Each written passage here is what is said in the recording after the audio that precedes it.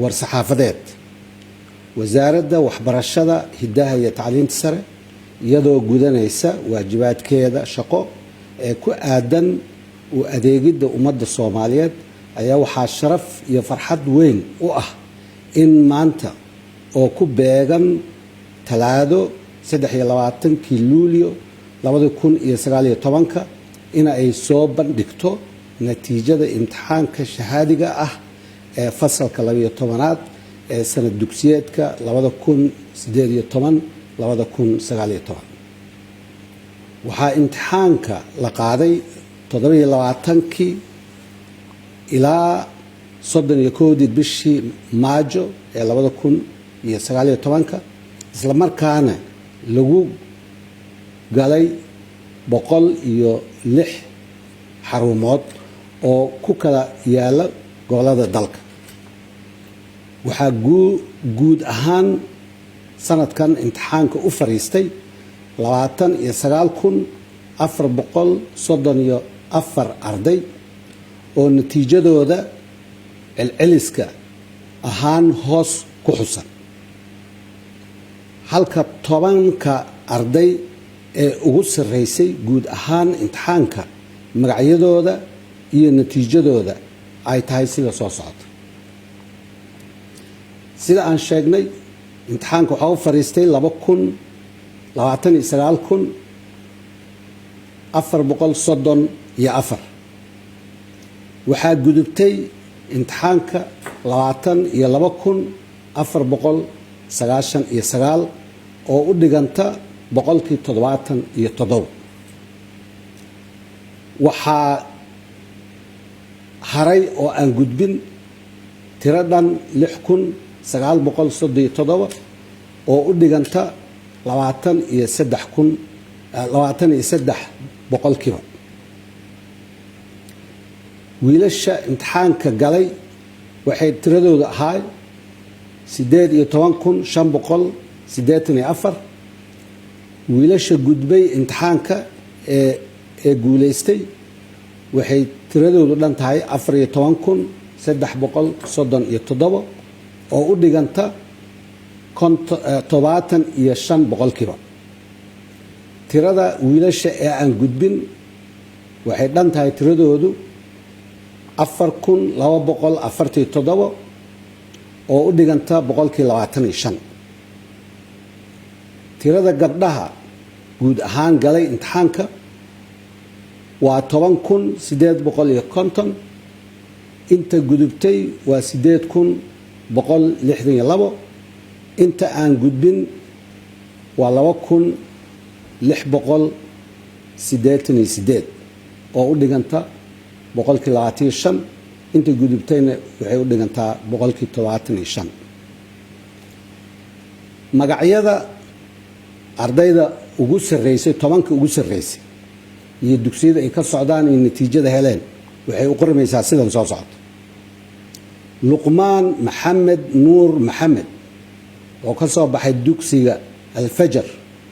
wuxuu helay 95.43 labo sowda cabduqaadir cali mire oo ka soo baxday dugsiga macalin aadow waxay heshay 95% celceliska. saddex cabdirasaaq cismaan cabdiraxmaan wuxuu ka soo baxay moonlight heliwaa wuxuu helay 94.5. afar maxamed xasan cabdi maxamuud wuxuu ka soo baxay iskoolka magaciisa la yiraahdo iftin warta nabadda wuxuu helay 94.21. shan cadnaan maxamed ibraahim nuur wuxuu ka qalin jebiyey dugsiga maamuur hodan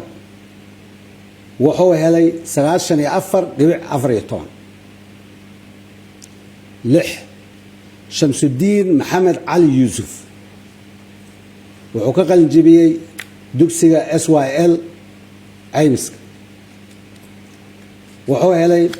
94.7 cabdiraxiim cali qaasim cabdulle wuxuu ka qalin jebiyey dugsiga soos wuxuu helay 94 8 cabdi abuukar maxamed yaxye wuxuu ka qalin jebiyey dugsiga macalin aadow wuxuu helay 93.93 9 cabdifataax cabdulaahi xaashi wuxuu ka qalin jebiyey cumar alfaaruuq cadaado wuxuu helay 93.86 ardayga tobanaad waa ciise cabdiqaadir cabdiraxmaan wuxuu ka qalin jebiyey dugsiga naylayn oo ku yaala warta nabadda wuxuu helay 93.64 haddaba waxaa lagu wargelinayaa dhammaan ardayda imtixaanka sanad dugsiyeedka 2018-2019 u fariistay inay natiijadooda ka fiiriyaan mareegtada www.sonneb waa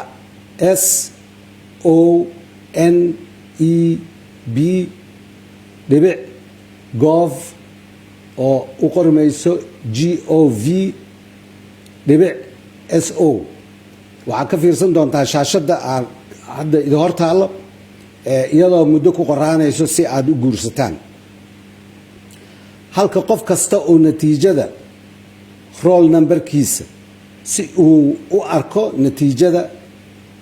gaarka ah macnaheedu waxa waaye markaa website-kaas geshid waxaa arki doontaa meel ku warsanayso inaad roll numberkaaga gelisid markaa gelisidna natiijadaadaad helaysaa insha allah wasaaradda waxay u mahad celinaysaa dhammaan intii gacan ka geysatay taabagelinta imtixaanka oo ay ugu horeeyaan madaxda iyo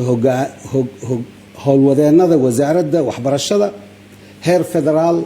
iyo heer dowlad goboleedba hay-adaha amniga macallimiinta iyo